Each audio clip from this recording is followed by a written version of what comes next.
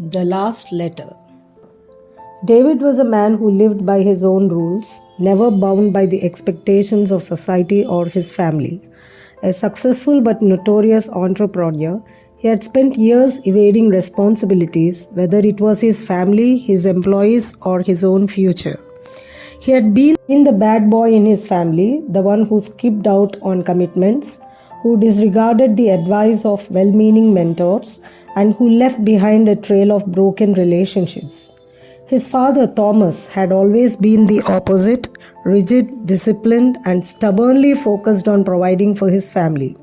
But Thomas was also emotionally distant, tough on David from a young age, and never once said, "I love you." As a result, David grew up resenting his father's cold demeanor. He saw Thomas as a man who demanded perfection without ever offering understanding. David's rebellious streak became his armor, his way of pushing back against a world that seemed unwilling to accept him for who he was. When Thomas passed away unexpectedly, David felt an odd sense of relief. There was no one left to judge him, no one left to hold him to the standard of responsibility he had long rejected. But as David stood in his father's old home years later, cleaning out the attic, he couldn't shake the feeling of unfinished business. It was a familiar bitterness that lingered in the air, thick with memories of unresolved anger. He rifled through boxes and old papers, pulling out pictures from his childhood, trophies from long-forgotten sports events, and birthday cards from a time when things were simpler. He was about to toss another old envelope into the recycling bin when his hand paused.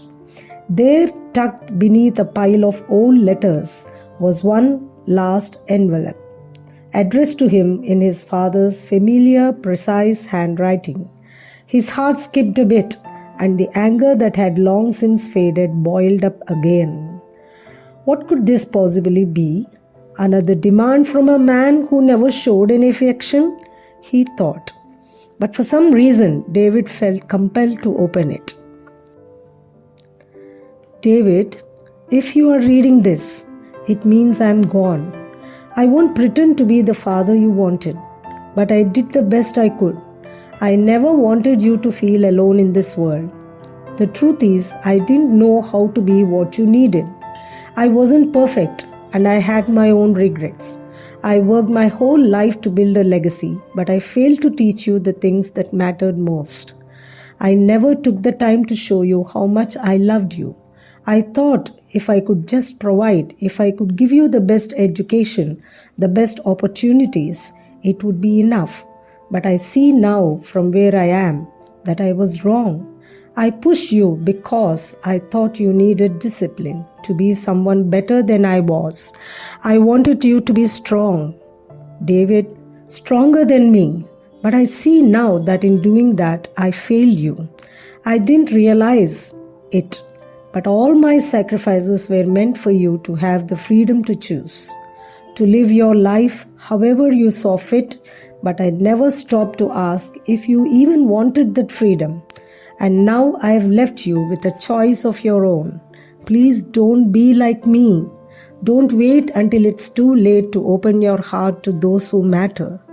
Don't let life pass by.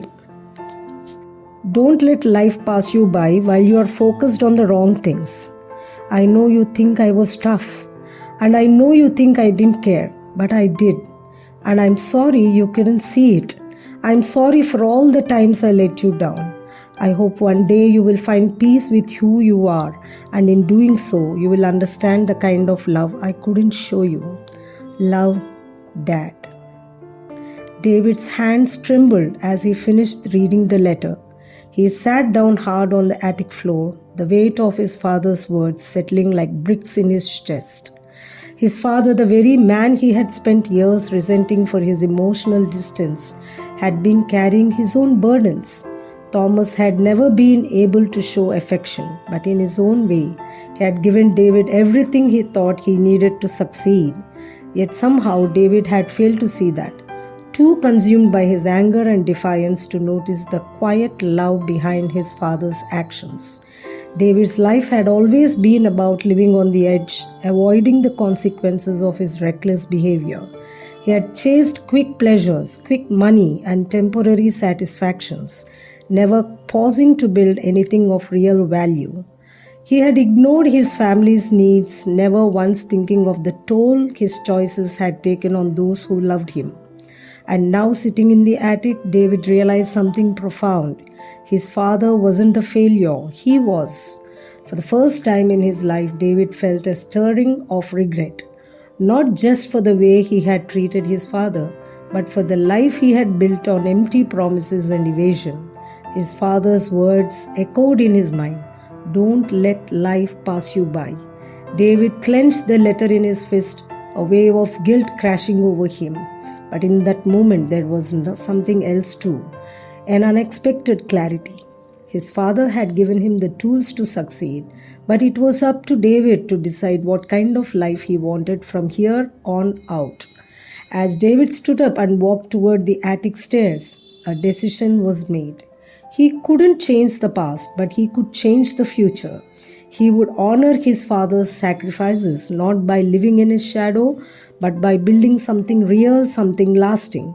For the first time, David understood that love wasn't always about grand gestures. Sometimes it was about the quiet sacrifices we make and the lessons we pass on, whether spoken or unspoken. David tucked the letter into his coat pocket, walking down the stairs with a sense of purpose he hadn't felt in years. The legacy his father left behind was not just the material things he had provided, but the life lessons he had failed to teach. It was now up to David to make something of it. As David stepped out into the cold air, he made a silent promise to build a life that his father could be proud of and to never let the regrets of the past hold him back again. He wasn't sure what the future held, but for the first time, he was ready to face it head on with a heart that was open, unguarded, and free.